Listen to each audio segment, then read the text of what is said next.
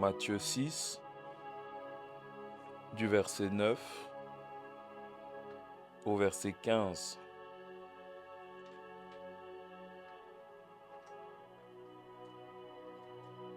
Voici donc comment vous devez prier. Notre Père qui es aux cieux, que ton nom soit sanctifié, que ton règne vienne, que ta volonté soit faite sur la terre comme au ciel. Donne-nous aujourd'hui notre pain quotidien. Pardonne-nous nos offenses, comme nous aussi nous pardonnons à ceux qui nous ont offensés. Ne nous induis pas en tentation, mais délivre-nous du malin, car c'est à toi qu'appartiennent, dans tous les siècles, le règne, la puissance et la gloire. Amen. Si vous pardonnez aux hommes leurs offenses, votre Père céleste vous pardonnera aussi.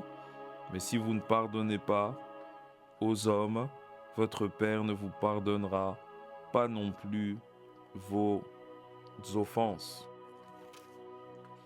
Ici, la Bible nous parle d'un principe que malheureusement beaucoup d'entre nous négligent, qui est le pardon. Le Seigneur nous parle à 2 reprises dans ce passage du Notre Père du pardon. Et le pardon n'est pas une option. Le pardon est un commandement que Dieu nous donne ici dans ce passage. Et le pardon est une manifestation de l'amour de Dieu. Il y a 3 personnes que nous devons pardonner. La première, c'est Dieu. Pour certaines personnes, ils ont des ressentiments, ils ont des revendications ou des reproches qu'ils font à Dieu. La deuxième personne, c'est nous-mêmes. Certaines personnes, c'est vrai, n'ont pas de revendication envers Dieu, mais vivent avec une forme de culpabilité constante, malgré qu'ils soient chrétiens, mais vivent de manière bizarre et ne font pas la volonté de Dieu. Pourquoi? Ils vivent avec un manque de pardon envers eux-mêmes à cause d'une action qu'ils ont posée. Et la troisième personne, ce sont les autres.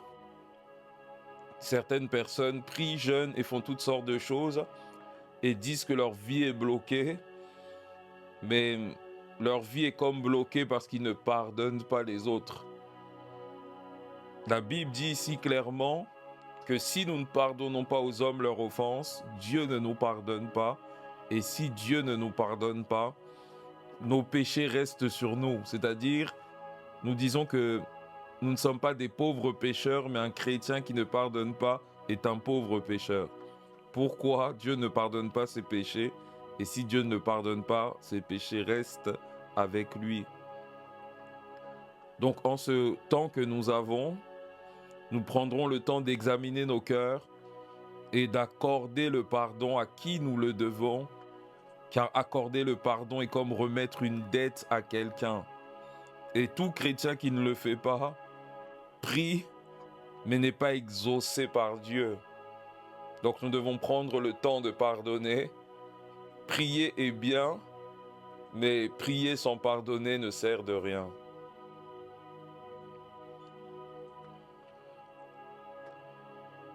Seigneur, merci pour ta grâce et merci pour cette occasion que tu nous donnes encore de prier. Seigneur, à travers ce passage, nous comprenons une vérité ou un principe qui est le fait de pardonner.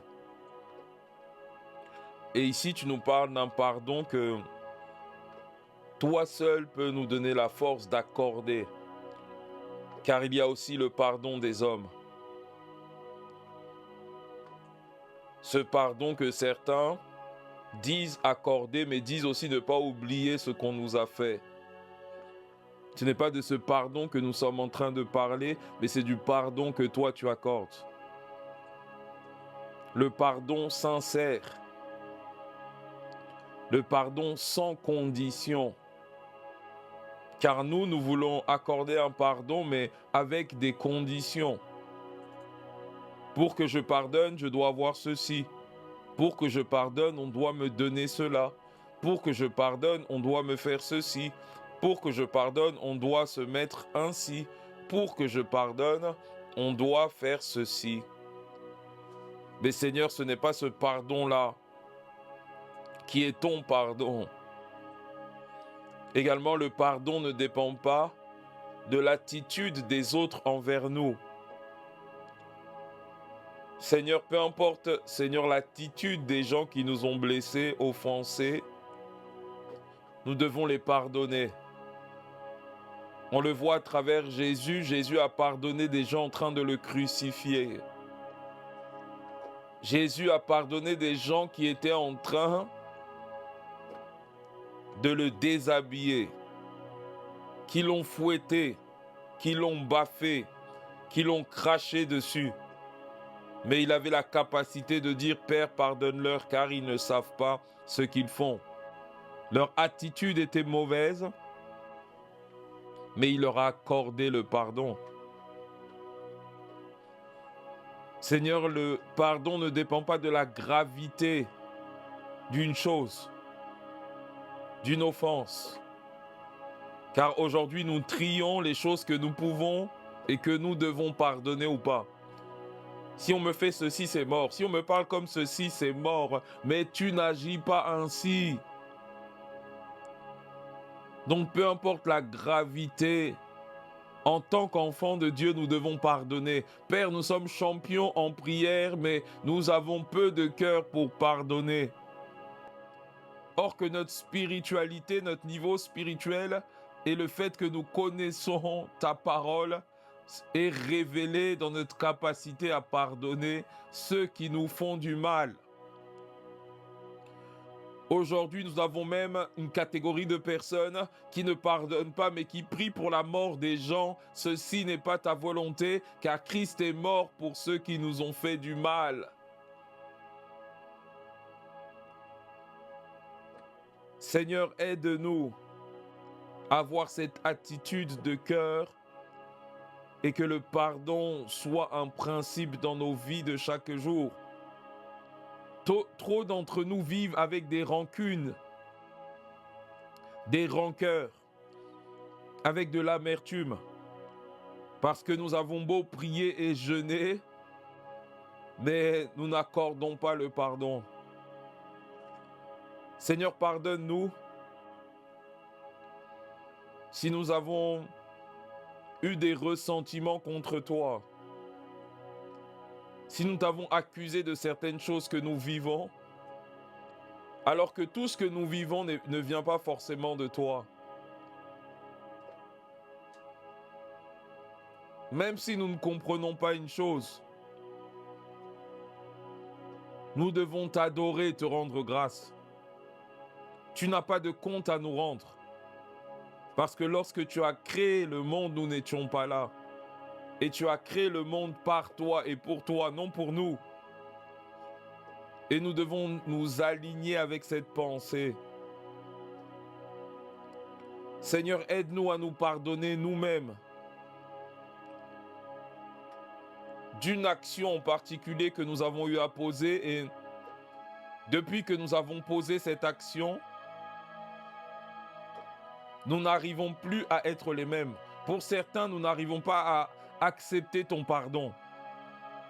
Parce que j'ai fait ceci, Dieu ne m'a jamais pardonné. Or que tu nous as pardonné, mais nous ne croyons pas, ou nous nous privons de ta grâce, nous nous privons de ton pardon. Aide-nous à nous pardonner. Aide-nous à sortir de cette culpabilité dans laquelle nous vivons au point où nous fuyons ton appel, nous fuyons ce que tu nous demandes de faire. Pourquoi nous n'avons pas encore accepté ton pardon et nous nous privons de ton pardon?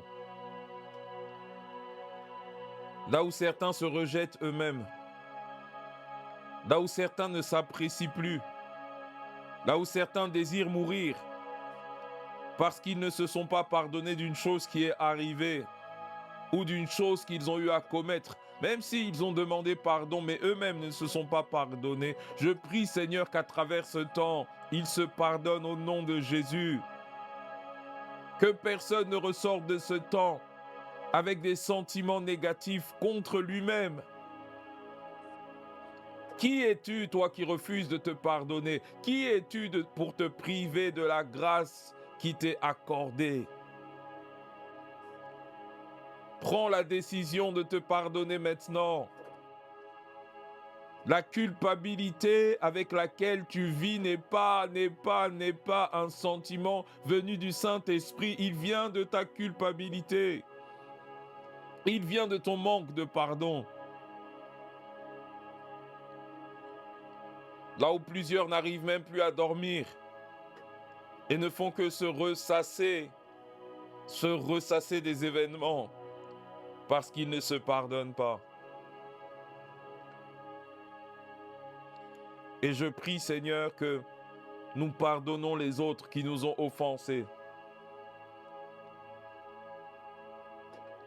Peu importe ce qu'ils nous ont fait, peu importe ce qu'ils ont dit sur nous, ta parole nous dit de les pardonner et nous prenons cette décision en ce jour de les pardonner. Père, nous n'allons pas réfléchir et rester un jour de plus sans les pardonner, nous les pardonnons maintenant. Seigneur, je prie que tu donnes la force à quelqu'un de libérer son cœur. Que ces personnes qui sont encore dans son cœur soient libérées au nom de Jésus. Nos cœurs ne sont pas des prisons. Nos cœurs ne sont pas des prisons. Peu importe qui, nos parents, des membres de nos familles, des personnes à l'école, des collègues de travail, des inconnus, mais nous devons les libérer. Et peu importe ce qu'ils nous ont fait. Pour certains, ils ont subi des abus. Même pour certains, ce sont des pasteurs. Des pasteurs les ont blessés, des pères spirituels les ont blessés et ils les ont encore gardés dans leur cœur. Je prie qu'à travers ce temps, ils les libèrent au nom de Jésus. Que les harceleurs soient libérés. Que les agresseurs soient libérés. Que ceux qui nous ont blessés soient libérés. Que ceux qui nous ont trahis soient libérés. Que ceux qui ont mal parlé de nous soient libérés. Que ceux qui nous ont volés soient libérés. Mais que tous soient libérés de nos cœurs.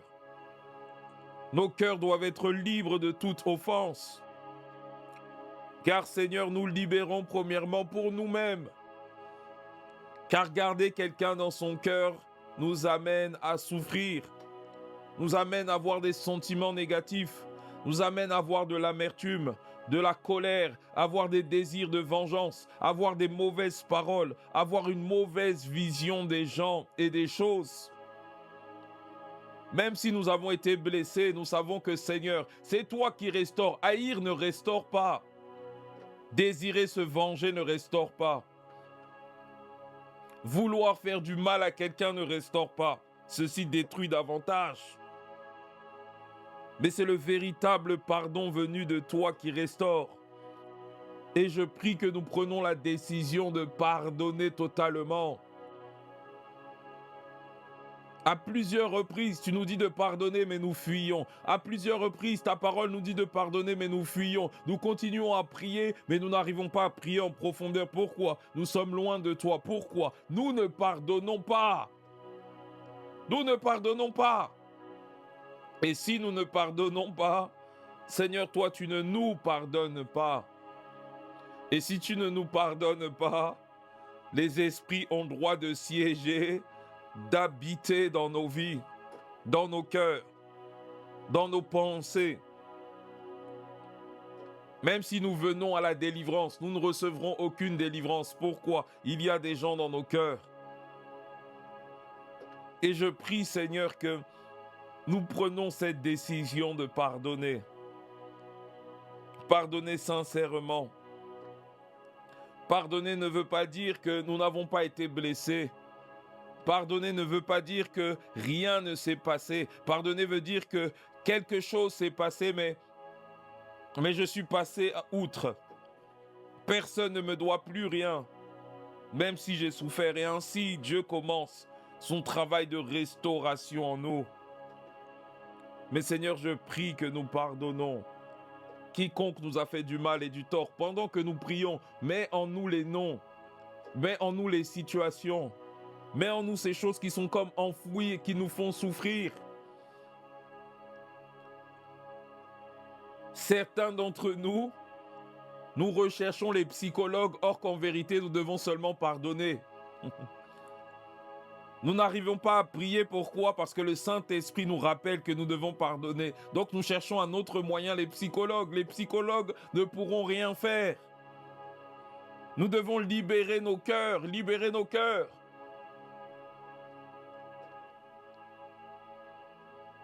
Aide-nous à ressortir de ce temps en ayant pardonné.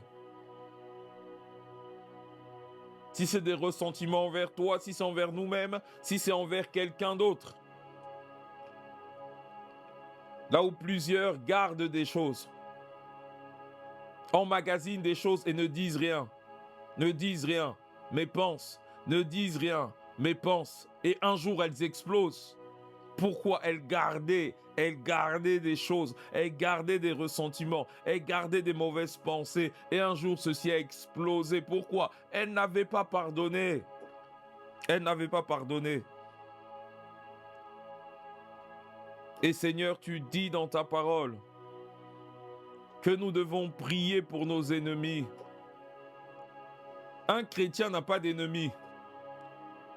Ennemi est traduit par celui qui me hait, celui qui s'oppose à moi. Donc lui est mon ennemi, mais il n'est pas mon ennemi. Un chrétien n'a pas d'ennemi. Seigneur, je prie pour tous ceux qui s'opposent à moi. Je prie pour tous ceux qui me haïssent. Je prie pour tous ceux qui me veulent du mal. Je prie pour tous ceux qui me souhaitent du mal. Je prie pour tous ceux même qui, la nuit quand je dors, déclarent des mauvaises paroles sur ma vie. Mais Père, tu ne me dis pas de les maudire ou de prier pour leur mort. Tu me dis de bénir ceux qui me maudissent. Seigneur, je bénis ceux qui me veulent du mal. Je bénis ceux qui me combattent. Je bénis ceux qui donnent des faux témoignages sur moi. Je bénis ceux qui m'insultent. Je bénis ceux qui en veulent à ma vie.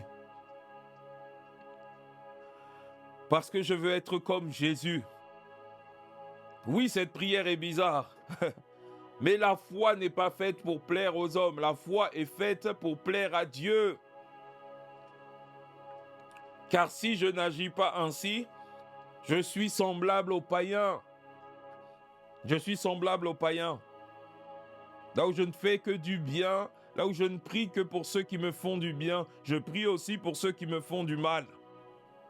Je prie pour ceux qui me doivent de l'argent. Je prie pour ceux qui mentent sur moi. Je prie pour ceux qui me souhaitent du mal.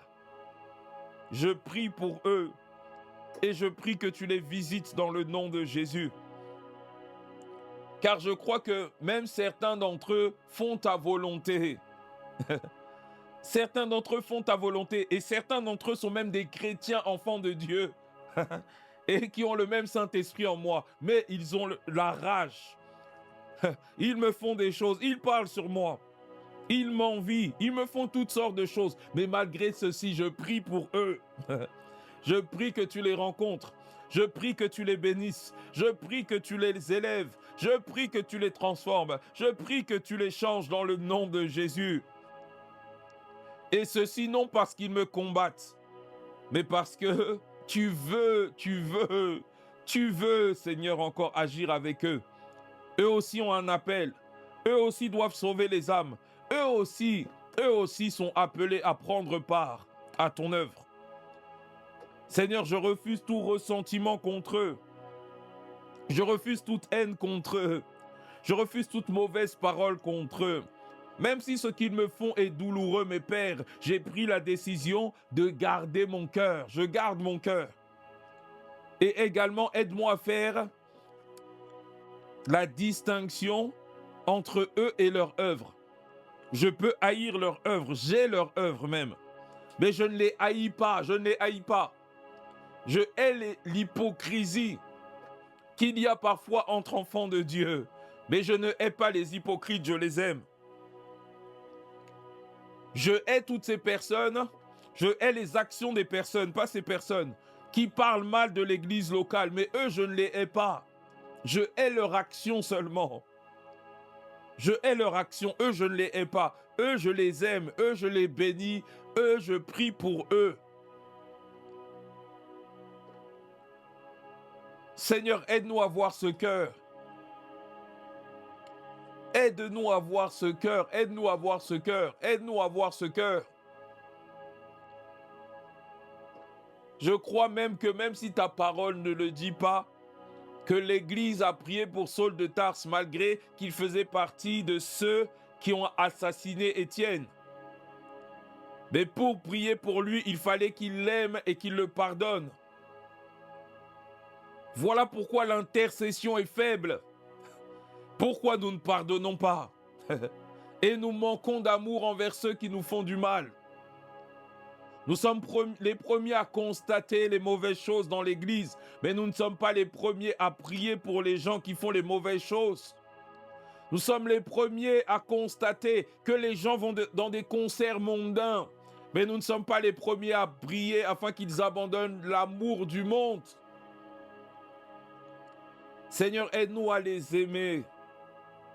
Aide-nous à les pardonner. Mais peu importe ce qu'ils nous font, aide-nous à croire qu'ils changeront. Aide-nous à croire qu'ils changeront. Père, c'est toi qui changes les cœurs. C'est toi, Seigneur, qui convainc par ton esprit. Et je prie que tu puisses convaincre ces personnes, qu'elles soient chrétiennes ou non. Je prie, Seigneur, que tu convaincs les cœurs, même si ce sont des gens qui sont proches de moi. Car souvent, nous avons du mal à prier pour nos proches. Car eux ont comme une onction pour nous faire du mal. Ils ont comme une onction pour nous faire du mal. Je prie pour eux, mon Dieu. Ceux qui savent comment m'énerver. Ceux qui savent comment me faire rentrer dans la chair. Je prie que tu les bénisses au nom de Jésus. Je prie que tu les aides au nom de Jésus. Je prie que tu ouvres des portes dans des domaines de leur vie qui sont comme bloqués dans le nom de Jésus. Car tu ne nous as pas appelés à rendre le mal pour le mal. Œil pour œil, dent pour dent n'est pas la loi, mais c'est la loi des hommes. Toi, tu nous appelles à faire du bien à quiconque. Car Christ est mort pour quiconque croit. Et le quiconque sont même ceux qui ne nous aiment pas, qui nous combattent, qui nous haïssent, qui nous font du mal. Je prie pour ces collègues qui nous font du mal, qui se moquent de nous, qui sont contre notre foi, les membres de nos familles, qui critiquent nos foi, qui critiquent les églises, qui critiquent les pasteurs. Seigneur, visite-les par ta grâce et change leur cœur. Même s'ils ne comprennent pas ma foi, ce n'est pas grave. Même s'ils me donnent des noms, ce n'est pas grave. Même s'ils critiquent constamment quand ils me voient, ce n'est pas grave.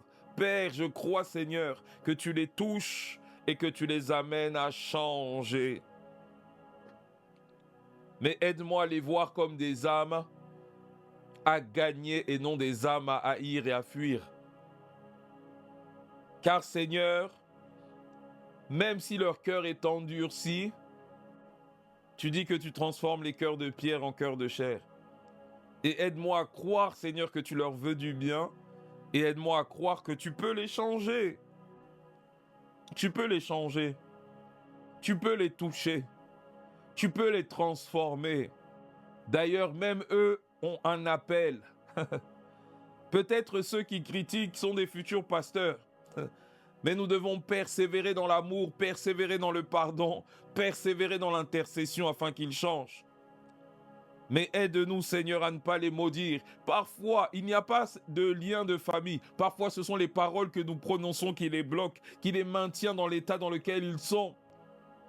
Aide-nous, Seigneur, à ne pas être des pingres, des crevards d'amour. Aide-nous à leur donner de l'amour, même s'ils sont mauvais, même s'ils sont méchants. Que nous ne les privons pas de la grâce, que nous ne les privons pas de l'évangile. Même ces païens qui ont comme le cœur dur, que nous continuons à les prêcher, que nous continuons à être patients avec eux, car un jour nous croyons que ces semences porteront du fruit. Mais pour ceci, nous devons les aimer et les pardonner. Les aimer et les pardonner. Car si nous ne les pardonnons pas, nous bloquons premièrement nos vies et nous leur refusons une grâce que tu veux leur accorder. Mais Seigneur, aide-nous à avoir le cœur pur. Pour certains d'entre nous, nos vies de prière ne grandissent pas parce que, Seigneur, nos cœurs ne sont pas purs. Il y a des gens encore dans nos cœurs, alors que nous devons les libérer. Rends nos cœurs purs, que nous n'ayons pas d'ennemis, que nous cessons cet évangile, où nous faisons même des statuts subliminales contre les gens, et nous venons prier. Nous faisons des statuts contre les gens, et nous venons prier. Et nous sommes étonnés que dans notre vie, il y a comme des problèmes. Seigneur, que nous appliquons ce principe du pardon. Car sans pardon, pas de prière. Sans pardon, pas de délivrance. Sans pardon, pas de paix.